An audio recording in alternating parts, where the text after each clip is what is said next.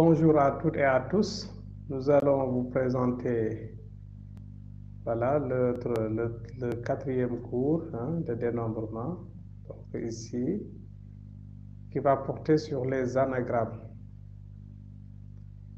Alors, il y a un seul objectif. L'objectif ici, nous avons vu dans le chapitre précédent comment dénombrer les anagrammes. Maintenant, ici, il s'agit tout simplement comme objectif d'utiliser les anagrammes pour dénombrer. Et là, nous allons nous placer dans des cas concrets. Voilà un premier exemple, l'exemple 1. Dans l'exemple 1, il s'agit d'un jardin. Voilà, ici il y a un jardin. Vous voyez bien le quadrillage là. Voilà, il y a les plans. Voilà.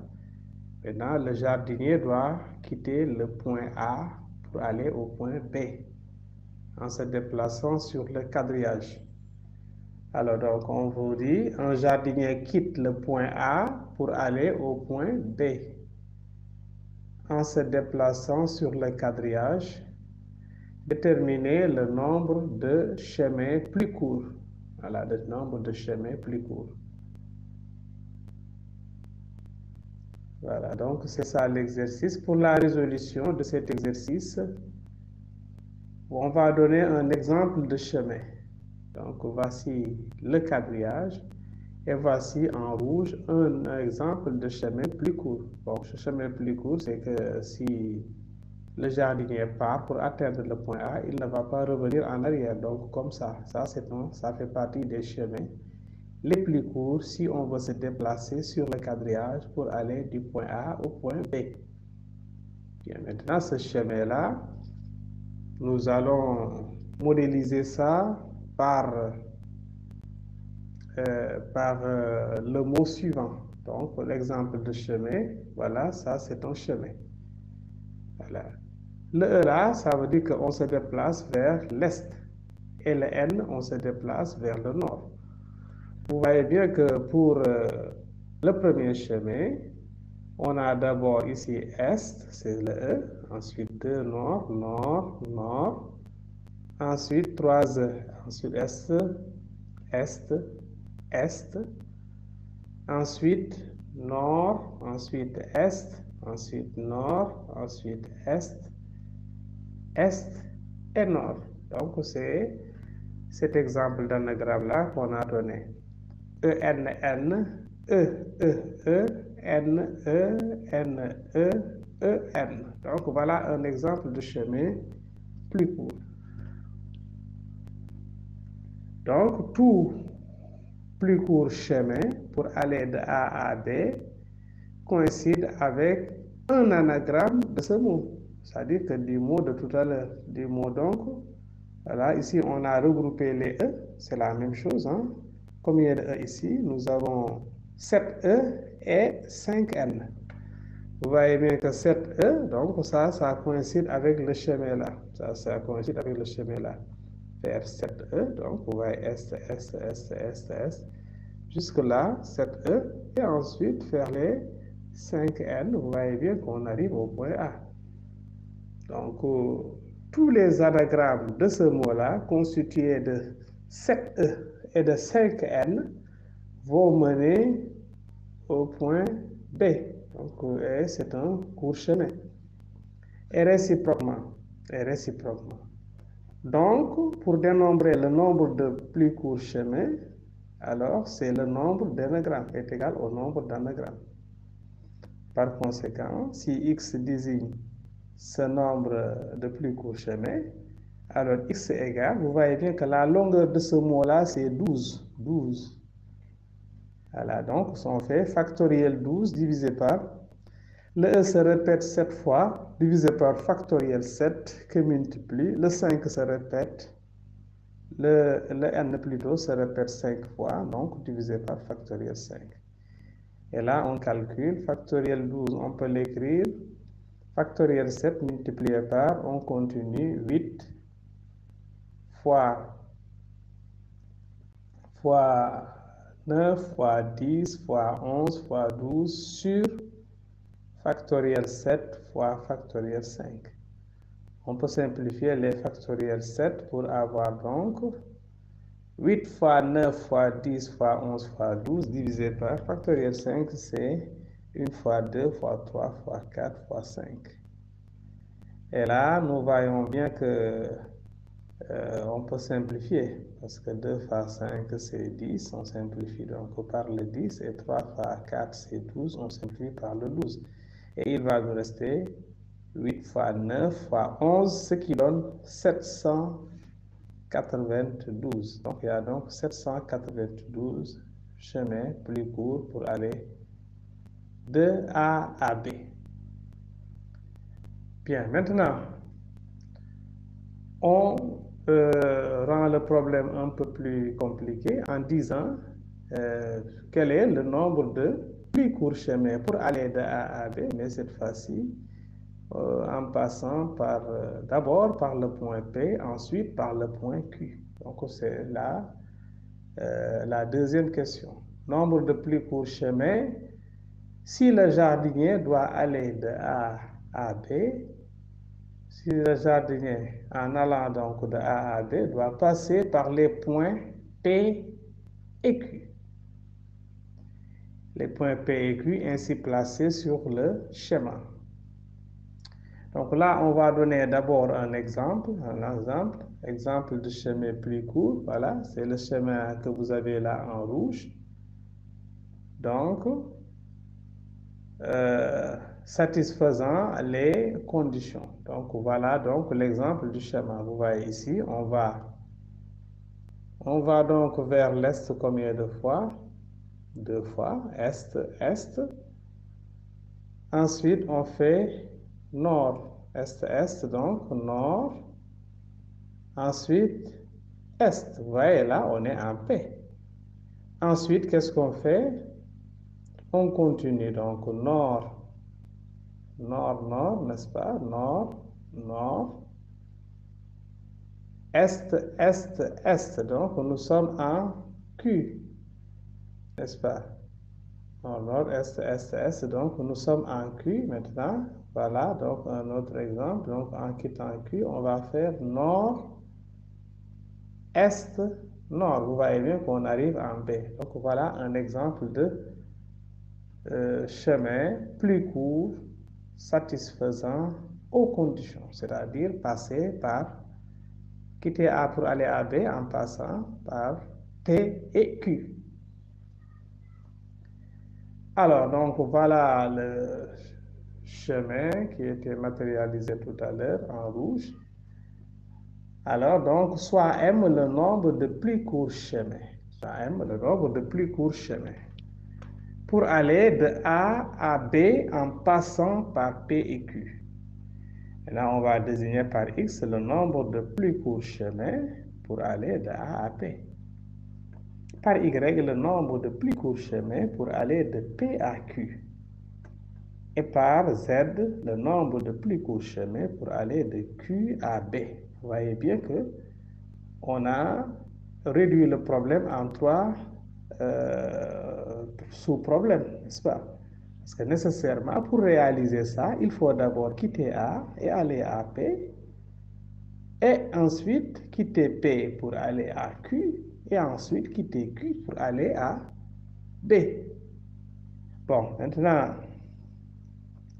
le X là, c'est quoi? Donc, ce X, c'est le nombre de plus courts chemins, donc c'est le nombre d'anagrammes de quel mot? Du mot EE, NE, n'est-ce pas, qu'on a matérialisé ici. Voilà, tout chemin donc pour aller, plus court pour aller de A à P coïncide avec un anagramme de ce mot-là, EE, NE. De même, pour aller de P à Q, donc le Y là, le Y, donc Y c'est aussi égal au nombre d'anagrammes du mot NN, EEE. Voilà, parce que pour quitter P et aller à Q, voilà, il faut faire deux fois vers le nord et 3 fois vers le sud sur le quadrillage. Même chose pour le Z. Le Z, c'est égal au nombre d'anagrammes du mot NEN. NEN. Voilà. Maintenant, on connaît donc voici toujours la figure. On connaît X, là, X donc, puisque c'est constitué de 3 est et d'un seul nord, donc il y a 4. Le mot a une longueur de 4. Donc le X, pour chercher ça, c'est factoriel 4 divisé par, le E se répète 3 fois, divisé par donc factoriel 3, que multiplie factoriel 1, parce que le nord se répète une seule fois. Et là, on fait les calculs, donc ça, on trouve 4. De même, Y donc c'est un mot à 5 lettres, donc constitué de 2 fois nord, 2N donc, et 3E. Donc, il faut mettre, puisque la longueur du mot c'est 5, mettre factoriel 5 divisé par factoriel 2, ce sont les 2N, que multiplie factoriel 3, les 3 est qui se répètent. Et là, tout calcul fait, on trouve 10. De même, pour le Z, c'est factoriel 3 divisé par factoriel 2 qui multiplie factoriel 1. Pourquoi? Parce que nous allons vers le nord 2 fois et vers l'est une seule fois. Voilà, et ça donne 3. Maintenant, c'est le principe multiplicatif qui va être utilisé ensuite comme outil. Parce que, vous voyez qu'on avait dit que pour aller de A à B en passant par P et Q, il faut d'abord aller de A à P. Ensuite, donc c'est E. Donc E en dérobement, c'est le produit. Aller de P à Q. Ensuite, aller de Q à B. Donc, le principe multiplicatif nous permet donc de dire que le nombre de chemins, ce qu'on nous demandait, M, pour aller de A à B en passant par P et Q, c'est égal à X que multiplie Y que multiplie Z. Donc, ce qui donne 4 fois 10 fois 3. Et ça nous donne donc 120 chemins possibles. Voilà, donc le jardinier a 120 chemins possibles pour aller de A à B en passant par P et Q. Donc, il s'agit de chemins le plus court. Bien. Maintenant, une autre application, l'exercice 2, ou bien l'exemple 2. Là, on nous donne une urne qui contient, voilà donc le contenu de l'urne. Il y a 3 boules bleues, 4 boules rouges et 5 boules vertes. Voilà, c'est ce qu'on dit ici. Une urne contient 12 boules. Donc, si on fait la somme, on trouve 12 boules, numérotées de 1 à 12. Voilà, donc 3 sont bleues, 4 sont rouges et 5 sont vertes. Maintenant, on tire successivement et sans remise. Voilà, successivement sans remise, 6 boules de l'urne. Déterminez le nombre de tirages contenant une boule bleue, 3 boules vertes et 2 boules rouges. Voilà. Donc, pour la résolution, voici toujours le contenu de l'urne. Utilisation, donc, du nombre d'anagrammes du mot B, VVV, RR. Alors, parce que qu'est-ce qu'on veut? On veut une boule bleue, 3 boules vertes, donc, que je matérialise par VVV, et 2 boules rouges que je matérialise par RR. Voilà.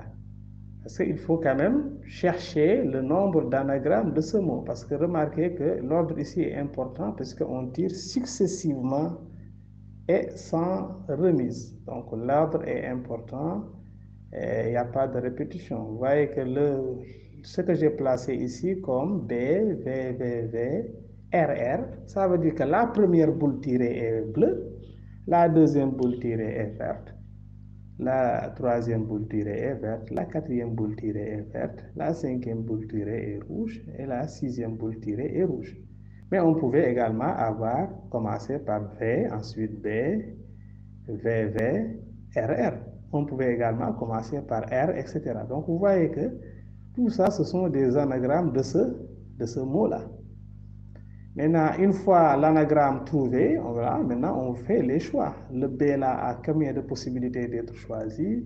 La boule verte également combien de fois, etc. La boule rouge, etc. Ce qui nous permet donc de dénombrer. Donc on va dire soit T le nombre de tirages contenant une boule bleue, 3 boules vertes et 2 boules rouges. Alors T égale au nombre d'anagrammes du mot BVVVRR que multiplie, bon, maintenant il faut choisir la boule, comment dirais-je, bleue, choisie parmi 3. Mais ici, le tirage se fait sans remise, donc on utilise les ANP, voilà, qu'on avait vu dans le premier cours. Donc A3, 1. Ensuite, maintenant, pour choisir les boules vertes, vous voyez bien que c'est le choix de 3 boules vertes parmi combien? Parmi 5. Mais en évitant les répétitions, donc c'est multiplié par A5, 3. Même chose, le choix de 2 boules rouges parmi 4. En évitant les répétitions, ça c'est A4, 2, multiplié par donc A4, 2. Finalement, donc, T est égal, le nombre d'anagrammes de ce mot-là, voilà, de ce mot-là. Le mot a 6 lettres, hein, donc c'est factoriel 6 divisé par factoriel 3. Pourquoi? Parce que le V, la boule verte, se répète 3 fois, multiplié par factoriel 2, puisque la boule rouge se répète 2 fois, voilà. Et on pouvait mettre également multiplié par factoriel 1, mais ça ne change pas le calcul, parce que 1 est l'élément neutre de la multiplication pour le B. Donc, avec ça, multiplié par maintenant A3, 1 que multiplie A5, 3 que multiplie A4, 2. Donc, ce qui est égal à, donc là, on l'écrit factoriel 3, factoriel 6, on va l'écrire factoriel 3 que multiplie 4 fois 5 fois 6, divisé par factoriel 3 fois 2. Alors, multiplié par A3, 1, c'est 3, que multiplie A5, 3, c'est 5 fois 4 fois 3, que multiplie A4, 2, c'est 4 fois 3. Bien, maintenant là, on simplifie les factoriels 3. Donc, on aura 4 fois 5 fois 6, mais divisé par 2, parce que factoriel 2, c'est 2. Donc, finalement, ça nous donne 60. Hein? 60, donc, multiplié par 3, multiplié par, là aussi, 4 fois 5, 20 fois 3, c'est 60, multiplié par 60. Et multiplié par 12, parce que 4 fois 3, c'est 12. Donc, ce qui nous donne finalement que T est égal à 129 600 tirages. Voilà, donc c'est la fin de cette vidéo, voilà, sur les anagrammes. Merci de l'avoir suivi et à la prochaine pour une autre vidéo, Inch'Allah.